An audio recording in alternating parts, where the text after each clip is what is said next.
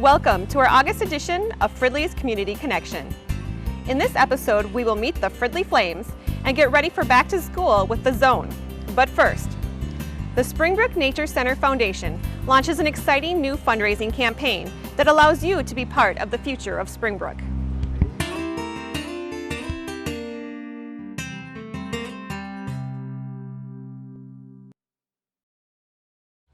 Thank you for joining us. I'm Raquel Strand, and this is Community Connection.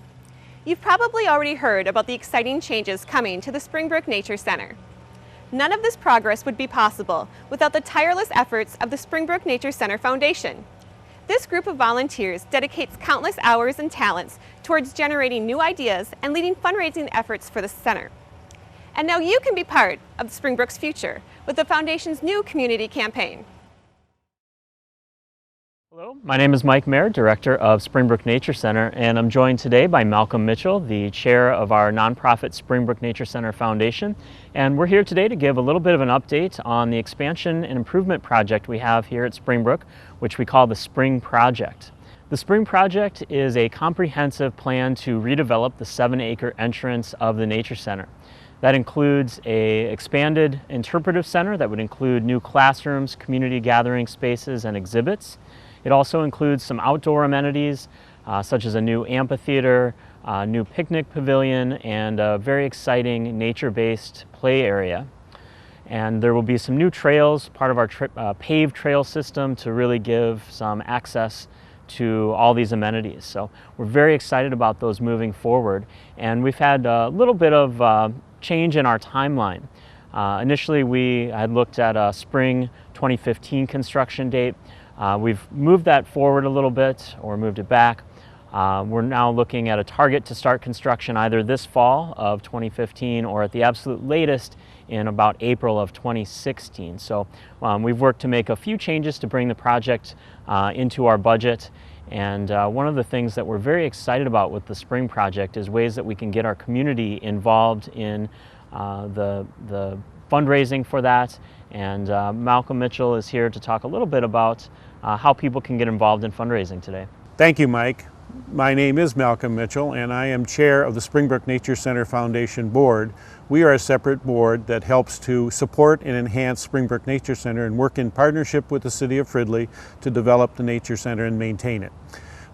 We are very happy to be part of the project, the Spring Project, and we are responsible and take on the responsibility of raising the private funds needed to complete the project. We were successful in getting about $5 million from the Minnesota legislature in 2014, and now we're ready to move forward with the building on that. But the rest of the total project, we need about $2 million more of private money. We started a quiet campaign last November. The campaign has been very successful to date. We've raised over $1 million. However, we are now beginning to be the public phase of the campaign, which we call our community campaign opportunity. And here we're setting a goal of about $200,000 from local people, local businesses, and you can get involved by helping us to raise those dollars.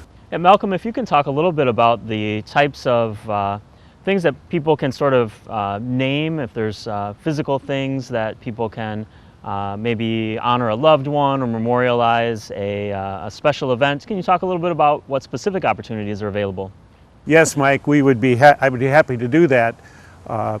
We are in our public campaign, we are focusing on donor recognition opportunities. So individual citizens of this community or surrounding north suburban area can help us by filling out an application. I have a form here that is an application form, and help us to put their name on a paver. There are several sizes of pavers. Put their name on a tree, which is a donation, a memorial tree, if you will. Put their name on a bench, and use those donations to support this project. A fourth area is to have an individual put a donation to the Sia St. Clair fund, which, as many of you know, was a director of Springbrook Nature Center and retired for about 35 years. And we have put together a proposal that anybody supporting that put some dollars into a fund, which will be then used to put a name on a part of the new construction of the spring project. If you really would like to donate in large numbers, we have a number of naming opportunities which we can send to you if you're interested. So those are some ways you can get involved directly from the community.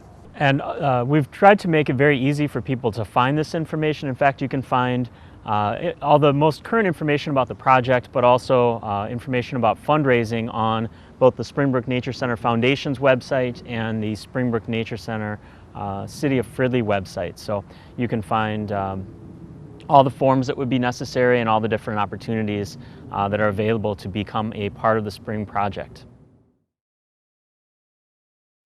The Springbrook Community Campaign is one of many ways local businesses can get involved in the community. Are you a small business owner looking for advice on growing your business? Anoka County's new Open to Business program offers free help. Whether you are just getting started or looking to expand, expert advice can point you in the right direction.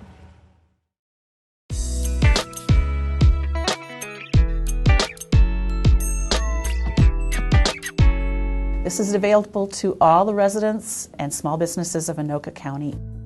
I can get them started with where to go, what doors they need to open with the state of Minnesota to get started, to establish their name. Or I can help an existing business that's here, a small to medium-sized business that just needs help with whatever it might be. I have retail, restaurant, service industry experience, all the way from large corporate down to hands-on, getting into the nitty-gritty of everything. So I really feel I have a great background to help people understand what it takes to get into business, what's necessary for survival and success. Also ask questions whether they're really ready to get into business for themselves. I can probably help you. I don't have all the answers. I don't claim to have all the answers, but I have a tremendous amount of resources available in the staff of other business advisors that I work with. So I can bounce ideas off of other people, and I'm very resourceful. If I don't know something, I'll find where we can get the information. What is available is primarily technical assistance. So what we can do is help people take a look at their cash flow to see if they're making a profit and loss. We can help people with marketing needs. We can help people if they want to expand their business and buy another building or buy land. We have monies that are available. We're not a bank. We consider ourselves a non-traditional or micro lender. So where people might not traditionally be able to get a loan at a bank, maybe they miss one thing on the list. We'll take a look at the whole picture. We'll look at the individual themselves. We'll look at what their business concept is. We'll look at how their business is doing. We get to know people really well because we spend time with them. So even if they have bad credit, they've got some debt hanging on, we'll look at the whole picture. We'll take a look at how can we maybe help get this business off the ground, or how can we help this business continue. And then sometimes they decide perhaps this isn't for me. And that's a good thing too. I think that's something good that we do, because we help save marriages, we help save financial ruin, and we help a lot of other people from a lot of time and expense that's involved in getting someone set up in a business. And maybe 6 months to 2 years down the road, they fail. Anyone that has a great idea, anyone that has done the research on an idea or a concept they need help with, they want to maybe brainstorm some ideas with someone, they just might want to run it by someone. And anyone that has an existing business that just needs to bounce some ideas off of, maybe they're struggling with something, whatever it might be, come in and talk to me. The Open to Business program is available free of charge, by appointment or walk-in. Kathleen holds office hours at Fridley City Hall every second Tuesday of the month from 10 a.m. to 12:30 p.m. For more information, give her a call at 763-438-7315. As August brings summer to a close, school will be back in session before you know it. Kids may not be excited for the return of homework, but they can't wait to gather at the Zone. Hello, my name is Cleveland McCoy, Program Supervisor for the City of Fridley. With summer coming to an end, I'm here to talk about some of the fun and exciting activities we offer to the community after school at the Fridley Zone. The Fridley Zone is set to open September 8th. We have fun activities from field trips to party events, with our first party event being a homecoming after party on October 2nd. If you're not familiar with the Zone, let me tell you more. I have here today with me Tysel Kelly. Tysel, how long have you been working at the Zone? I've been working at the Zone for 2 years now. For a parent interested in some fun activities for the kids to do after school, just tell her about some of the activities that we do here at the Zone. Well, some of the things that we do at the Zone, we offer a free snack every day. There's homework help Monday through Friday. We also go to the gym every day, Monday through Friday. Some of the other things we do as well, we do anything from arts and craft activities, independent living skills, things when parents are at home and your child has to, we do anything from baking cookies to making sandwiches. We do some of those things that kind of takes them to the next step in life. The Zone is a great place for kids to come to after school. Like Tysel says, we have a lot of things, and what I like most about it is it's kid-oriented. So each month we have the kids come together and they help us with the calendar. And so we kind of pick and choose some of the activities they do, but that kind of helps it and it kind of keeps it well-rounded and the kids really enjoy it and they have a really great time. So what are some of the popular things that we do here at the Zone? Some of the more popular things the kids do, they play basketball in the gym upstairs. They watch a movie on one of our mini TVs, or we'll just play Just Dance. They'll play the air hockey, or foosball, and pool tables. All right. Well, thank you, Tysel, for coming in today. And Tysel mentioned some of the popular activities that we do here, but you know what? Let's hear straight from the kids. My favorite part about the Zone is probably the foosball tables. I've been coming to the Zone for 3 years because I know I'm going to have fun every day. My favorite thing about the Zone is meeting new people and getting new friends. My favorite part about the Zone are probably the staff and the field trips. I come to the Zone because I like seeing my friends and playing all the fun games here. The Zone reopens on Tuesday, September 8th. The first week is free. After that, daily admission is only $1, or you can buy a 25-day pass for $20. The Zone is open after school from 3:15 to 6 for grades 5 through 8, and from 6 to 10 p.m. on Friday nights for grades 7 to 9. As days get busier, family meals get just a little bit harder. So start your day off right with a delicious waffle breakfast hosted by the Fridley Flames on September 19th. Not familiar with the Flames? This amazing group goes the extra mile for the fire department and supports the entire community with their events and volunteer efforts. Hi, I'm Kathy Messer. I'm president of the Fridley Fire Department Flames Auxiliary. And I'm Susan Bauer, one of the newest members of the Fridley Flames Auxiliary and wife of a current firefighter who's just finished serving his first year here. So I'm very excited to be a part of the Fridley Flames Auxiliary. It was one of the very first things I asked to join when my husband was a recruit and just going through the school, because I really knew I wanted to become a part of the firefighter family as well. I'm pleased in my own way with myself and my children to be able to serve back and give back to the community. The Fridley Flames Auxiliary really helps to make that happen, and it's been great to get as a wonderful way to get to know others here in the department and kind of form that support team that we all need behind the scenes to support our firefighters.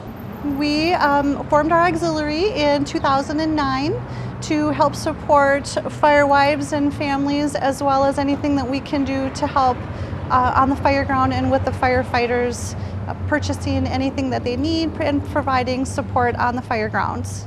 So as a new firefighter wife, I did find the experience of my husband becoming a firefighter a little bit scary, a little unknown at first. So the Fridley Flames Auxiliary really has helped to provide me that support system. They've just been a wonderful group of kind of veterans who've been there, done that before me, who've been able to walk me through the things he might go on a call, how I can help be a support behind the scenes. Anytime there's a major fire event that happens, the Fridley Flames will try and text or call each other, and we like to go to the scene as many times as we can to support our firemen and women with water, Gatorade, snacks, however we can just be that extra help to them. So it's been really great, I guess, to have this kind of support system. I never feel alone, and I know that some of our other members who have young children, you know, we try our best to take care of everybody. So if they need that help with childcare because their husband is on shift and calls are going long, we try and step in and really help each other out as a family. Absolutely. At our spaghetti dinner earlier this year, we were able to raise enough money, want to grab one of the hoods, to purchase new hoods for each of our firefighters on the department. The hoods, while are not flame resistant, do protect the guys against heat, but each fire department member only has one hood per person. And so when they get dirty, they can trap carcinogens, and those can make the firefighters sick, as well as putting that hood then out of service until it gets cleaned. So by us purchasing more hoods for each of the fire department members, then it helps to keep them safer and be able to go into that next fire event when it becomes We help present. to do fundraisers twice a year. Our spaghetti dinner and our waffle breakfast. And those two events help to raise an awful lot of money for our firefighter brothers and sisters. And that money is given to us by community members. And it's just a great outreach program to be able to give back to our team here in help purchasing those big items that they might need. We do like to give back to the community as much as we can. Without our community support, our firefighters wouldn't have such a great department to work at. Each one of the firefighters that I know truly loves their jobs here and really loves to give back to the community. So in turn, we like to do the same thing as much as we can. So through the Chores and More program, through the city of Fridley, we have done spring and fall yard cleanup. We have helped out at Springbrook at their spring fling events almost every year. This year we did not. We have served meals at the Fridley United Methodist Church. We've done highway cleanup, just as much stuff as we can. We do donate money every fall or Christmas time to SECA. We try to give a nice size check, whatever we can afford, as well as making blankets. We make tie blankets every fall and then bring those down. So we like to do all of that kind of stuff as well as provide support, especially for our new fire families. It can be a little bit stressful when your spouse goes on that first fire call. And to have a support system for Susan and some of the other newer fire wives and fire families is really super nice. It brings us closer together and makes them much more comfortable in a big fire event. So our next big event that we have coming up for the Fridley Fire Department, Flames, and the Fire Department is our waffle breakfast put on by Dad's Belgian Waffles on Saturday, September 19th here at Fridley Fire Station number 1. So we invite everybody to come and have a great time. It's all you can eat. The waffles are fantastic. We do usually have a bake sale and craft sale. I know I've been working on crafts already for it, so this will be a lot of fun. The monies that we raise from this upcoming event is going to hopefully go towards getting new gloves for the fire department. This is one of the older sets of gloves, and it's not very pliable. It's more difficult to pick things up. The guys don't have a great feel when they're wearing these. So the newer style gloves that we're hoping to get are much more lightweight, more ergonomically correct, better barriers for smoke and fire for our firefighters. They'll be able to actually feel things and pick things up a little bit more, and they'll be just better functionality for our firefighters. So come on September 19th, eat all the waffles you can, and we'll have a great day.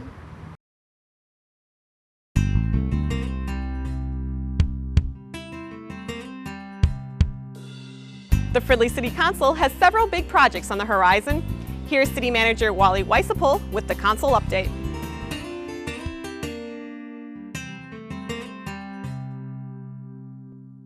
Hi, my name's Wally Weisapel and I'm the City Manager for the City of Fridley, and here's a City Council update for July 13th and 27th, 2015. The City Council meets prior to each council meeting to discuss items that are of interest that will make decisions into the future.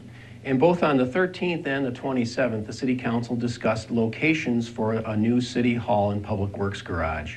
Now again, I've reported to you in the past that the reason that we're looking at that and considering that is because the current conditions of both of our facilities are going to be very expensive to repair, and the council wants to look at whether or not finding a new location would be a more appropriate expenditure of taxpayer dollars.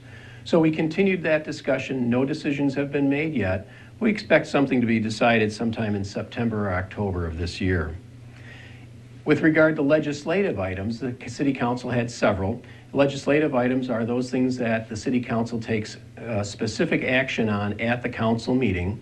They included the approval of a school resource officer for the Fridley School District.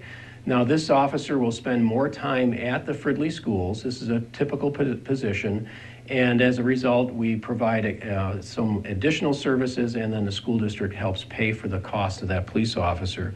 So that school resource officer by contract will be in the Fridley schools through June of 2016. We also approved a concrete repair contract. Now, this is whenever the city has to go out and make repairs to its water mains or sewer lines, and we have to take out a curb and gutter, or in some locations where we have concrete streets, we don't have the crews to do that ourselves, to make those repairs with concrete. So we have a contract with a contractor to come in and do that for us on an as-needed basis. So that contract has a limit on it, but it could be as many as 30 or 40 different repairs that we have to do over a year's time. Then the City Council approved an electronic sign for the Super America located over 57th and University. Electronic signs are a little more complicated than regular signs, so therefore the City Council has to approve those as a special permit. And then finally, we filled a couple of vacancies. The first vacancy was our police officer position. The city continues to see many of our employees retire and move on to new positions, so we had a new police officer to be hired. And we had a new position that was created that other cities help pay for, as well as the city of Fridley, and that is to manage our public data safety system. This is the 911 types of calls and the dispatch that goes out, and then recording all that information, the reports and those kinds of things. So we'll have a manager doing that the city of Fridley will pay for, along with several other cities. So that's our update for July 2015. It's my pleasure. Thank you very much. Watch for our 2015 Night to Unite program on cable channel 17 and online at fridleymn.gov. That's all for this episode of Community Connection. Thank you for watching. I'm Raquel Strand, and we hope to see you around town.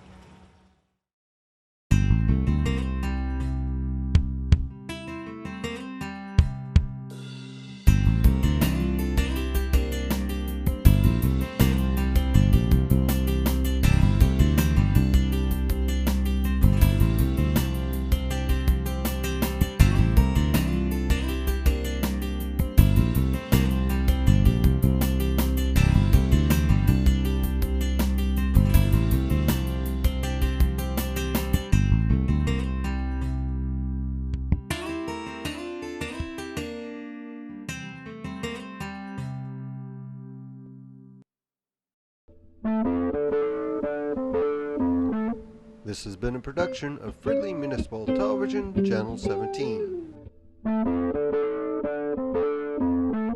Thanks for watching.